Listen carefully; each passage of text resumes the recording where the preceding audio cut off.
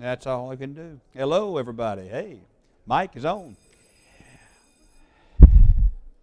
Oh, be careful what you say when the mic is on. Hot mic. Hope all of you can hear me okay tonight. I have this mic right here underneath my tie. And that's all I can do when I'm wearing a sweater and my tie. So I don't have a lapel upon which I can place the mic. But anyway, if I go down like that, see, I have to keep...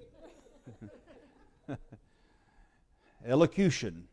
I'm speaking out this way, addressing your audience, not looking down. We've had homiletics class and talking about all those things today. This is a class study on 1 Samuel. We took a break last week from our regular class schedule, and we had a period of singing. And tonight, the first Wednesday night of the year, we're going to get back into our study. I think our students have returned to us, and we're thankful for that. And hopefully everyone is settling down into their regular jobs or classes again. We are studying really the life of King David. And he's not king yet, but we're studying his life. And he's already been anointed king. He's going to be the king. God's already declared it. But the king at the moment is Saul. And at one time he's a key figure in the book of 1 Samuel. But then he becomes a secondary character. And that's part of his problem. He doesn't like playing a secondary role. It never would have happened had he remained faithful unto God. But he didn't. And so we're going to return tonight to 1 Samuel and study. Our study is going to begin in chapter 26. And we're not going to do a verse-by-verse study tonight. We're going to actually bring 1 Samuel to a close, if I possibly can do that. And I want to focus particularly tonight on a particular passage that we're going to find in 1 Samuel 26 as we close out the life of Saul. And as 1 Samuel closes, you're closing out the life of King Saul. And it's a sad ending for Saul. He says in 1 Samuel 26, and we will address that passage momentarily, but let's just go ahead and mention a statement made by him. I have played the fool and erred exceedingly. If ever there was an honest statement made about the life of Saul, he said it. And yet he's not the only one, is he, who's played the fool and erred exceedingly. Now Saul, I don't know of any character in the Old Testament, if not the entire Bible, that had more potential than did King Saul. But there are a lot of those who have a lot of potential, but they don't live up to it. And here is a man who started out strong, but he ends on a battlefield. He is going to be injured and then will ultimately take his own life. All right? So it's a sad sight when you look upon Saul as we get to the closing of the first book according to Samuel. We've heard about the Ziphites before, and these Ziphites are an interesting group because they keep an eye out for David. They want to stay in the favor of King Saul, and I don't know a lot about the Ziphites except to say this: they were tattlers.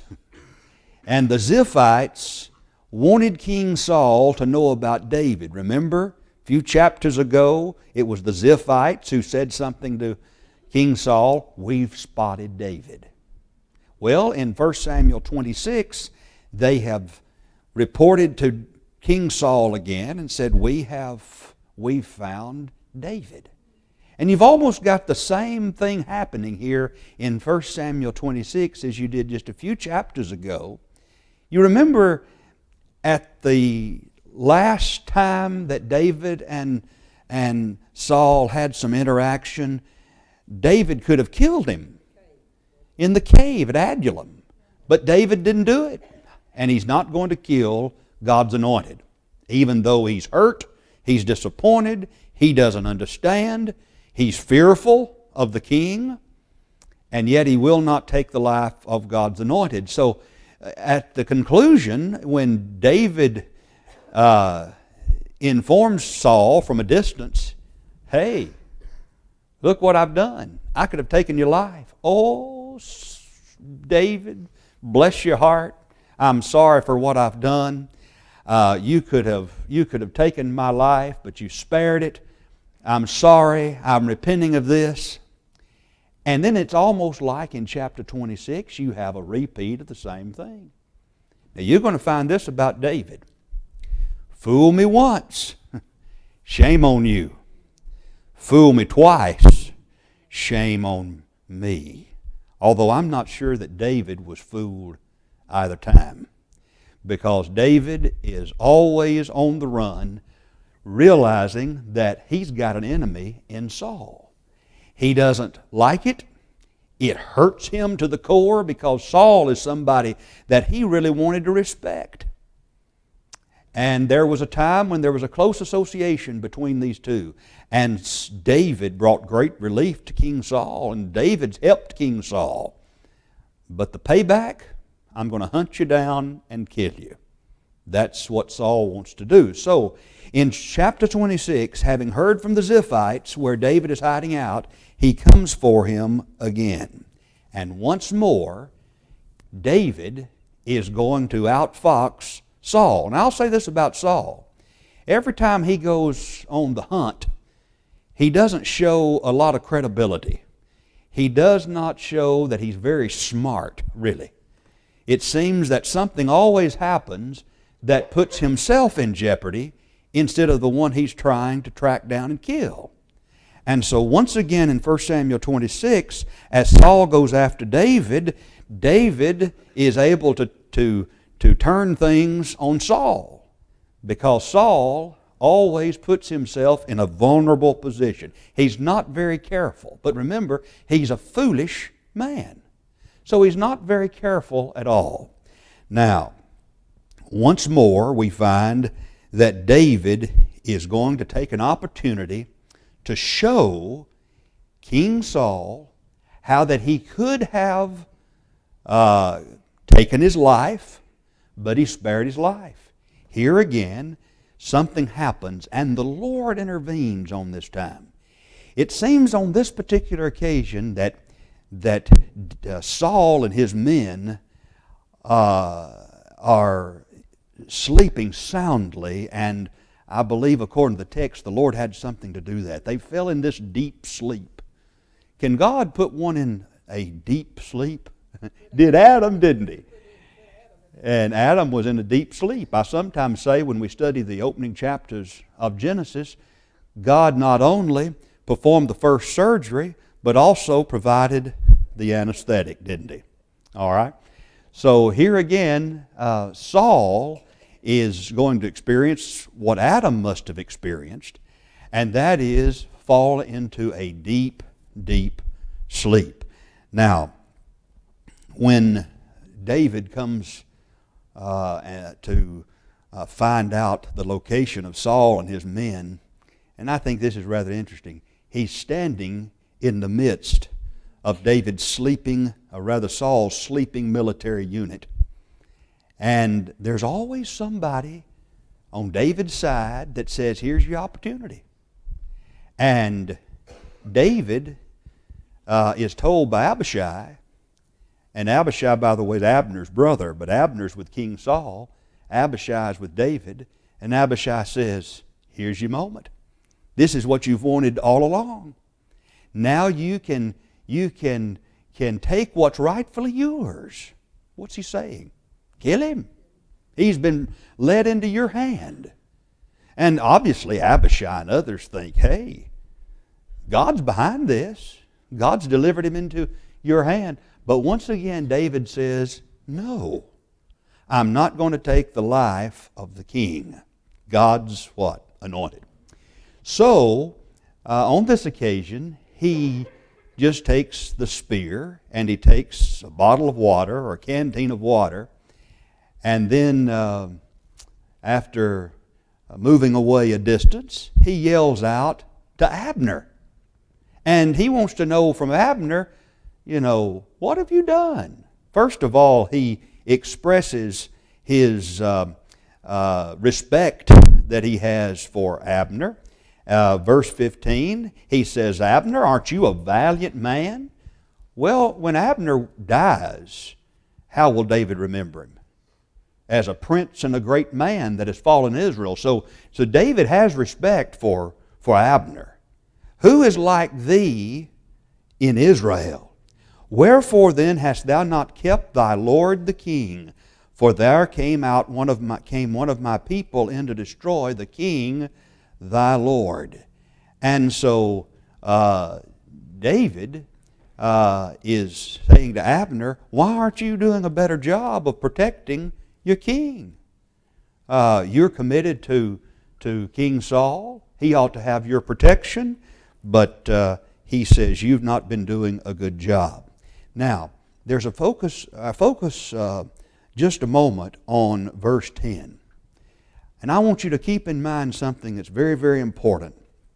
When David was told by Abishai, here you go, take his life. Verse 9, David said, destroy him not. For who can stretch forth his hand against the Lord's anointed and be guiltless? And then I want you to notice verse 10. And keep this in mind because this is good admonition to you and me today. And it's this. As the Lord liveth, the Lord shall smite him, or his day shall come to die, or he shall descend into battle and perish. Now think about that for a moment. That's David's perspective. The Lord will take care of it. Now that's what we need to learn from that verse. Okay? We're probably not going to be, we won't be in this same situation that David finds himself, but don't we oftentimes want to take revenge and take something into our own hands? Sure. We want to handle it ourselves. And David says, look, if the Lord wants to smite him, He will. Somehow, some way, he's going to perish, isn't he? Because David knows that he's to be king, and it will happen in God's own time. And so I think it's interesting to notice the patience of David, how he's willing to wait this out and operate according to God's timing. Brother Washington?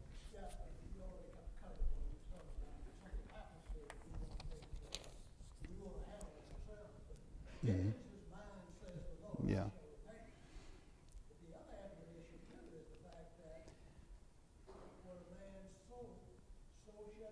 Mm-hmm. Mm-hmm. Which is what's happening to Saul right now, isn't it? Mm-hmm. That's what's happening to Saul right now, isn't it? Absolutely. Yeah. Good point. Well, we notice that once again, after this episode takes place, guess what happens with Saul? I have sinned. When Saul hears that his own life has been spared, he can't help but once again say, I'm the one who's done wrong. I have sinned. And so he asks David to forgive him. He said, my soul has been precious in your eyes this day. He says, I have played the fool and have erred exceedingly. And so here's what David says. Well, look, I've got your spear. You send someone over here to fetch it. And then Saul said to David, verse 25, Blessed be thou, my son David. Thou shalt both do great things and also shalt still prevail. So David went on his way and Saul returned to his place. So now I'm sure that David is walking away he's thinking, well, I'm sure glad this is over. I'm sure glad to know that Saul is my friend. I don't have anything else to worry about. No, he didn't buy into that at all, did he? I want to tell you something. When someone has behaved like Saul, all these, this erratic behavior all these many years, up and down, don't trust that person, right? And so chapter 27, verse 1, David said in his heart, he said, I shall now perish one day by the hand of Saul. In other words, he's going to keep on trying to kill me. Now, David does something that he shouldn't have done. That is, he flees into the land of the Philistines when God had already said, you stay in Judah and I'll take care of you. But sometimes we, again, take things into our own hands. And while we commend David for not lifting his hand against King Saul, then he himself is fearful for his life. And so he thinks it's best for him to go into Philistia. He seeks asylum by asking Achish, the king, for a place to live. He says, I'm not worthy of living in the same city as you because you're the king. And so Achish gave him Ziklag. And so that's where we find David. But let's spend just a moment talking about this passage in verse 21. I've played the fool and diverted exceedingly. As we think a little bit about Saul's life, as we bring his life to a conclusion in this particular study. Talk about playing foolish games. That's what he did. Now I can remember some foolish games being played when I was just a boy. I don't think I played as many foolish games as my brother did. He's not here to defend himself. I remember him coming in one afternoon or into the evening, and I said, what have you been doing? He'd been with his buddies. They'd been shooting each other with BB guns. I said, don't you know you can put an eye out? Well, we were just shooting each other in the leg, you know. I'm glad you had your blue jeans on, you know. Not very, yeah, I was, yeah, old for my age. But I'm glad I wasn't doing that, you know. I remember growing up there in Alabama, you'd hear about people late at night doing something called drag racing. And sometimes people would get killed, wouldn't they? Doing things of that nature. Foolish games where people get hurt. Well, what happens when you follow the life of Saul, you find here is a man who, because of his foolish actions, he failed at life. He failed at life. Now, I don't really like to refer to life as being a game, because if we say that, we may not understand the significance of our lives here upon earth. But if we call it the game of life, we certainly want to win it, don't we? And when you think about it, Paul particularly must have been a sports enthusiast, because he was always talking about different kinds of games and used that as an analogy, comparing it to the Christian life, wasn't he? He talked about running a race. He talked about wrestling matches. He talked about boxing. And so I believe, living at the time Paul did, and the Olympic Games were prevalent, the Isthmus Games were well known during that first century in the Grecian Empire, not the Grecian Empire, but in the area of Greece. The Romans likewise were involved in all of that, but the Olympics beginning there in Greece. And so evidently Paul followed that closely, and he knew that others did too. He'd even talk about winning the crown of life. Well, what was the crown he's talking about in a physical sense? Well, if one would win a race, there would be perhaps a garland of flowers that would be placed upon the head, and that was your wreath, that was your crown, your reward for winning. So, yeah, something of that nature, yeah. So, we're talking about life, and sometimes the Bible compares it to like playing a game, and you want to win. Well, let's look at how Saul played the fool and how he erred exceedingly. First thing Saul did that brought him down was he began to disobey God. All right? Remember,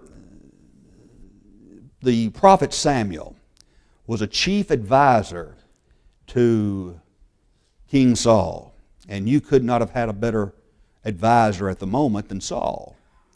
A leader is as good as the ones he chooses to put around him, all right, and to advise him. And in the multitude of counselors, the wise man says there is safety, there is security in that. You'll make good decisions when you have good counselors around you. Well, you would think that would be true, but that's the proverb, that's the general rule, but some people don't take that admonition, do they? Did Rehoboam have good counselors around him and the old men? He did, but he didn't want their counsel. And so when Saul rejected the prophet, he's rejecting whom? He's rejecting God, isn't he? And so, and he had a very, very big ego, though I believe at the same time he was very insecure. A lot of times you'll find that someone who seems to have a big ego will likewise be one of the most insecure people that you'll ever find. You look at the fellow who wants to always act like a bully and knocking everybody else around. Maybe he's even that way at home. And what happens is that man really is filled with a whole lot of insecurities. He's not sure of himself. People who are sure about who they are and are confident of themselves know how to treat others correctly. Well, Saul didn't know how to do that. But it's interesting how all this began. It began with compromise, didn't it? Because he was instructed, here's what you do when you take on the Amalekites, and that is you go and you destroy everything. But he thinks that he's doing the will of the Lord when he's really doing Saul's will. Remember, he says, well, I did exactly what the Lord told me to do. And Samuel said, well, what about the bleating of these sheep? Weren't they supposed to be? Oh, well, I kept back that because for sacrifices, you know. And a lot of people that operate that way in the religious realm, don't they? They're those who operate that way. They have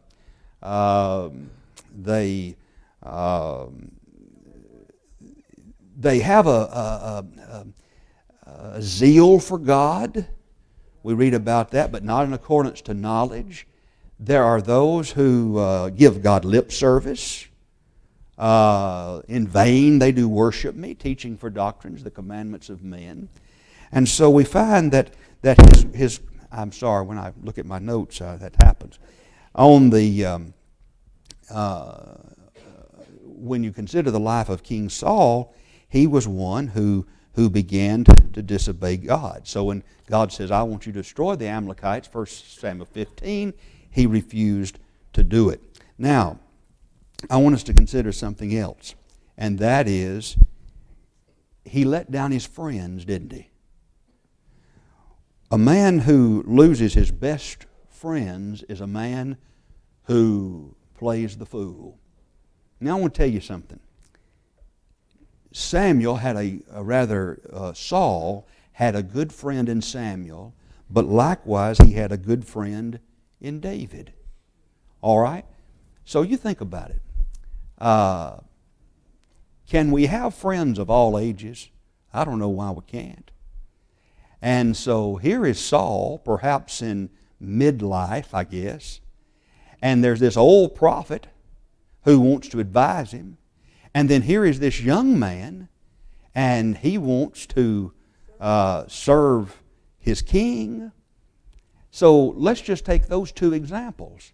If you're midlife, I guess that's what I am. I may be over that now, but anyway, midlife would what? If I'm midlife, that means I'm going to live to 104. I don't know about that. I'm past it. But I do know that there's still some who are a few years older than I, and I respect these individuals. They are friends. And then there's some who are a good bit younger than I am, and I love them, respect them, they're friends. And I have also known situations to arise where I could learn from a younger person. And one of my classmates said he never will forget preaching in a meeting, and Brother Robert Taylor arrived for that meeting. And he and I both, as many of you, have great respect for the Bible knowledge of Brother Taylor. And Brother Taylor came out that night, and my friend said that Brother Taylor shook his hand. He says, he said, you said something there tonight I hadn't thought about. That's a good point. I appreciate that. My friend's like, I said something that Brother Taylor could use that he'd not thought about before. Well, Saul was in a unique position. If you take the fact that that there is Samuel and others that represent him, like his age, that would advise the king, and then young men like David who wanted to serve, and not only that, helped the king in a variety of ways. Look how he helped the king by defeating Goliath. Look how he helped the king by calming him, playing the harp. But a man loses his best friends when he plays the fool. If you go back to 1 Samuel 15, I believe it's verse 35. Yeah, that last verse. This is a sad verse. After that occurred with with Saul and the Amalekites, then you have Samuel. It says, no more coming to see Saul. Samuel came no more to see Saul until the day of his death. That is, he never saw him again. Nevertheless, Samuel mourned for Saul, and the Lord repented that he'd made Saul king over Israel. So, we have him losing a very good friend. Now, you think about it just for a moment. Where will you find your best friends? Here's what I was told. When I left for college many years ago, I was advised by my mother, and I think I received some good advice when she said, don't go to college and give up on the church. And among the various reasons, that's where you'll find your best friends. Okay? Now, I tried my best to heed that advice, and I've lived long enough to know it's true.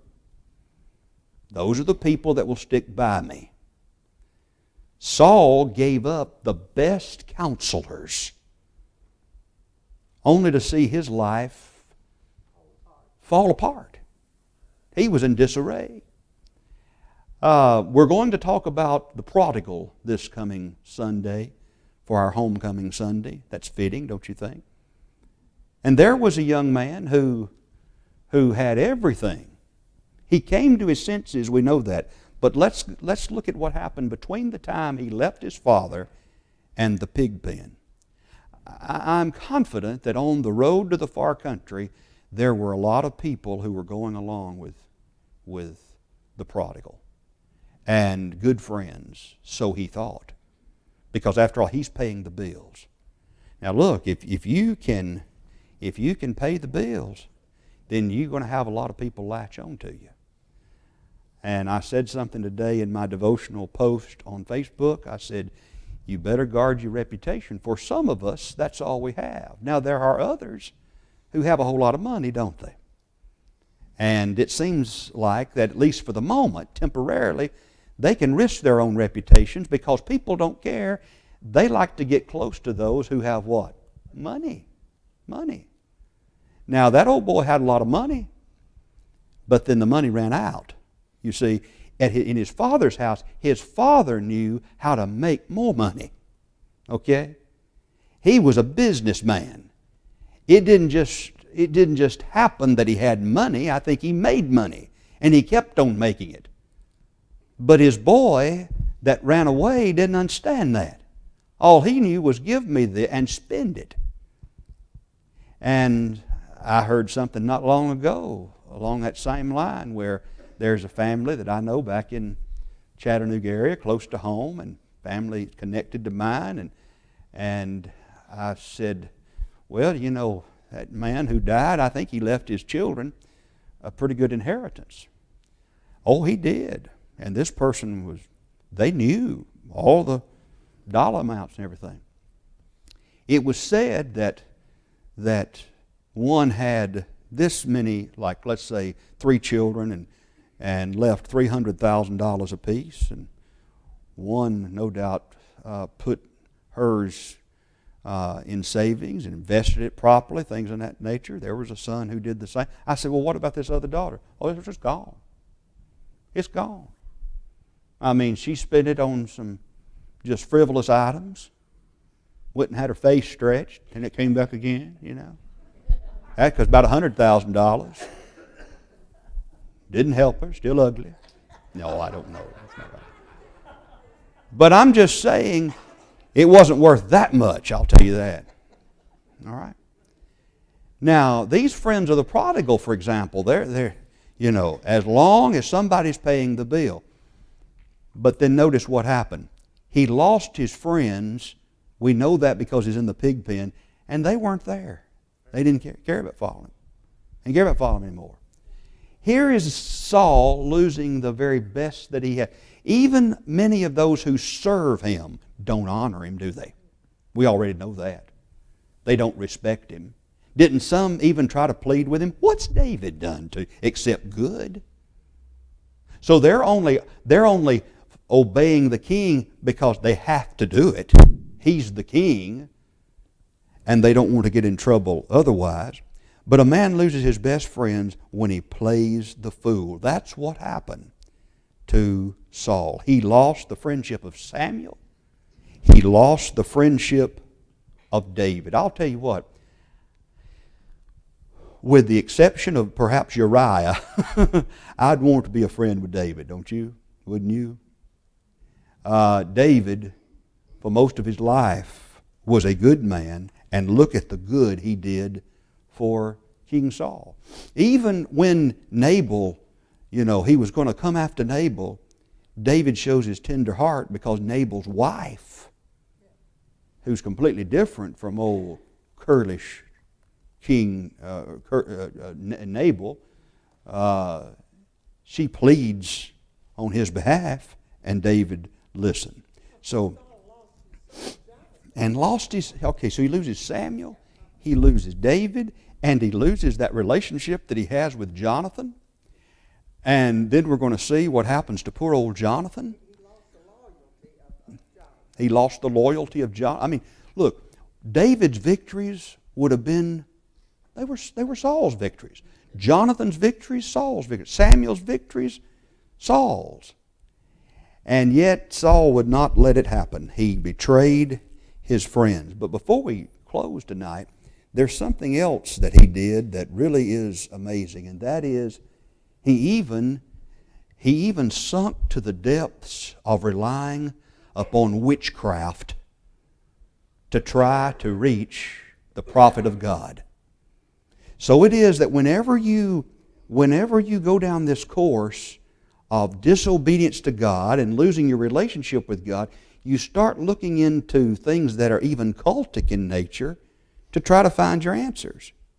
So here is Saul having at one time doing what?